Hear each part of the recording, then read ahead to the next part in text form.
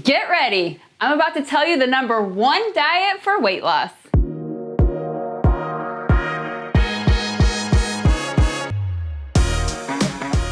So you want to know the best diet for weight loss? There's keto, there's vegetarian, there's low carb, there's Weight Watchers, there's Whole30, cabbage soup, Mediterranean. Oh, that was exhausting. Here's the reality. There's so many diets out there, but the truth is there's not actually one diet that's perfect just for you. Yes, sometimes they can work, but the problem is more often than not, they're temporary, right? You might get some results because you follow it for a couple weeks, but as soon as you go back to doing what you were doing before and fall back into those old habits, we know what happens. That weight comes rushing right back on. 3 months later, we're stuck worse off than when we started looking for that next diet. Now, why does this happen? The biggest challenge is that so many of these diets out there are so cookie cutter. They give you lists of rules. They tell you all the things that you have to do. And you know what? In real life, that's tough. When you have a busy life, you got work, you got family, you got all the different things going on, trying to change so many things and trying to shove yourself into this cookie cutter plan that may not work for you is going to be a challenge. We really have to focus on a few things about making this stuff work for you. You have to focus on your preferences, right? What do you actually like and enjoy?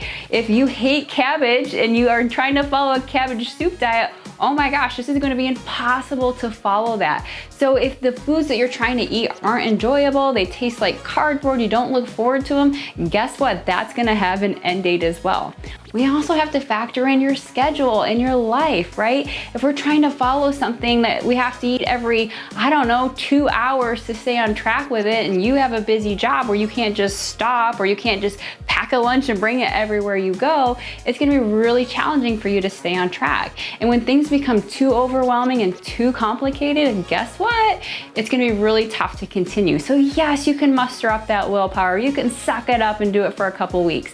But it's gonna get too difficult, and at some point it's gonna fall to the wayside when that happens. And also you have to factor in your personal biology. This is why you may have a friend that goes on a low carb diet and they lose a bunch of weight and it works great for them. And then you try a very similar or same diet and you're like, oh my gosh, I just gained 3 pounds.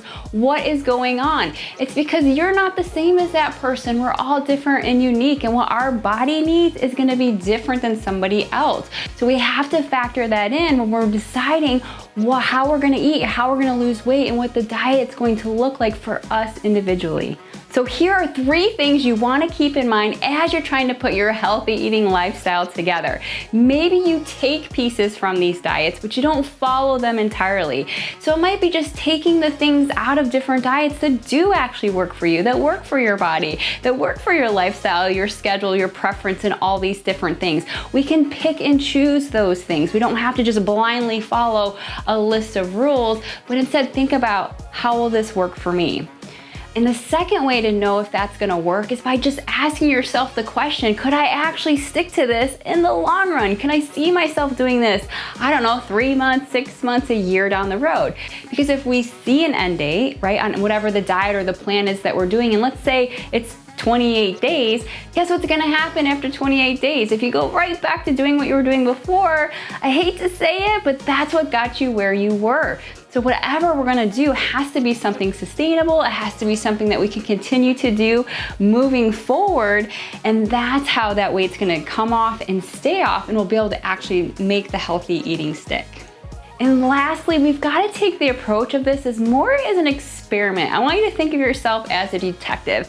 So when we're talking about trying to find what works for you, it's a little bit of a process, right? Just for breakfast is a simple example of you might have to try a few different recipes. You might have to try a few different things out to see what you actually like and enjoy and what you have time to make. Some people love to get up and, make a delicious omelet.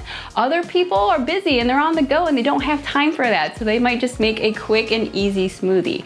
So It just really depends on you and what works for you, and we have to factor that stuff in. So I want you to experiment. I want you to try different things. I want you to do things, see what makes you feel good, see what's easy for you to follow and to actually do, so this doesn't feel like a second full-time job, so this doesn't feel like a chore. Healthy eating should be simple, it should be enjoyable, it should be fun, and when you take this approach, guess what? You're gonna be so much more successful in the long run. Hey, I want to get this content out to as many people as possible, so help me out and make sure to hit that subscribe. And also make sure to hit that notification button so you can get more just like this.